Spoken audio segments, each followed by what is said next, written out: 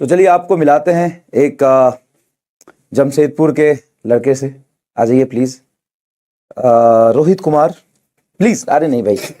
तो रोहित कुमार जी यकीन 2.0 2024 में पढ़े थे और 2025 में भी पढ़े थे। 2 साल तैयारी किया इन्होंने, रिग्रेस बहुत मेहनत किया और 2024 के नीट में इनके मार्क्स थे 619 जी। थोड़ा सा रह गया था, है ना जी सर।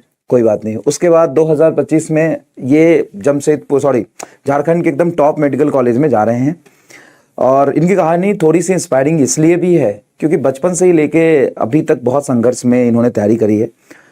बहुत शॉर्ट में ये बताओ कि आप जमशेदपुर से तो हो नहीं, बहुत गांव से हो, तो गांव में कब मूव किए, गांव से बाहर कब आए और फिर हिंदी मीडियम से कैसे तैयारी की, क्योंकि आप हिंदी मीडियम से पढ़े हो, हिंदी मीडियम से कैसे तैयारी की, हिंदी मीडियम से तैयारी करने के बाद फिर स्कूल में कैसे गए, फिर स्कूल से 11th-12th में फिर क्या किया, फिर 11th-12th के बाद ड्रॉप कैसे किया और सेलेक्ट कैसे हो गए?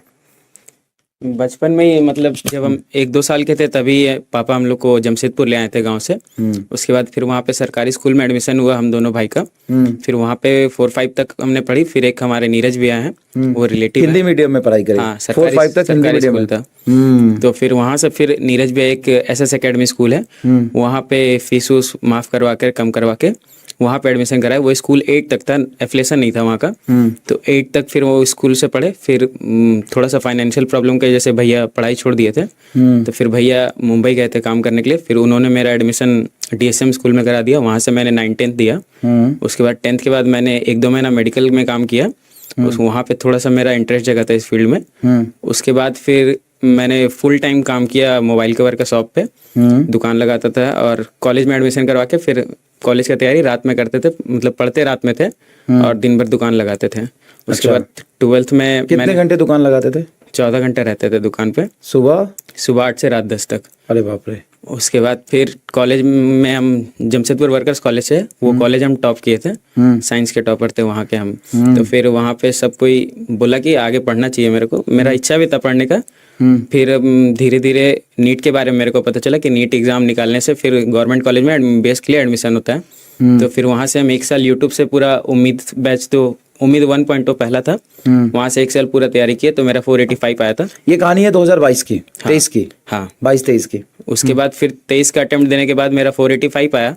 फिर मेरे को PW का बैच के बारे में पता चला कि कोई बैच होता है ऑनलाइन नीट का तैयारी। तो फिर वहाँ पे हम फिर वो बैच परचेज किए यकीन 2.0 2024 के लिए और फिर तैयारी किए। 1 साल पार्शियली काम करते थे। फिर उस साल हम 4-5 घंटे ही काम करते थे, बाकी टाइम पढ़ते थे घर में, उस वाले पढ़ते थे। फिर मेरा 619 मार्क्स आया, बट फिर कट ऑफ बहुत ज़्यादा हाई चला गया था, तो मेरा रैंक 56-54 के अराउंड आया था। तो उस साल मेरा नहीं हो पाया। फिर हम वापस से काम करने वाले थे। फिर PW का जो यूट्यूब चैनल है उस पर अलग से लाइव थे। फिर वहाँ पे सर जिसका भी 600 अबव मार्क्स था उसको बैच फ्री दे दिए थे। तो फिर हम 1 साल और तैयारी किए इस बार, और इस बार मेरा हो गया।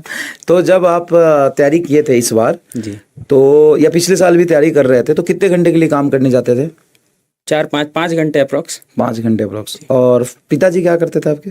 पापा मेरे सब्जी मंडी में काम करते थे। अच्छा। अभी उनका थोड़ा सा हेल्थ इशू रहता है तो वो काम नहीं करते अभी। तो आप ही घर चला रहे थे मतलब? हाँ, हम लेकिन आपके आपके बड़े भैया आपके बड़े भैया की मदद रही। तो 11th-12th में फुल टाइम काम किया आपने, बहुत कम पढ़ाई किया। लेकिन उसके बाद जब आप ड्रॉप कर रहे थे तो आपके भाई ने बहुत मेहनत किया, मतलब सेक्रीफाइस किया आपके लिए, और दुकान का टाइम उनका बहुत ज्यादा बढ़ गया, आपका कम कर दिया उन्होंने, मेरा कम हो गया। लेकिन आप 5 घंटे जाते थे। हाँ, तो वहाँ के टाइम को कैसे यूटिलाइज करते थे, क्योंकि ग्राहक तो हमेशा आता नहीं होगा? नहीं, हमेशा नहीं रहता था। जब ऐसी मैक्सिमम टाइम खाली रहते थे, दोपहर के टाइम में धूप रहता था तो कस्टमर नहीं रहता था।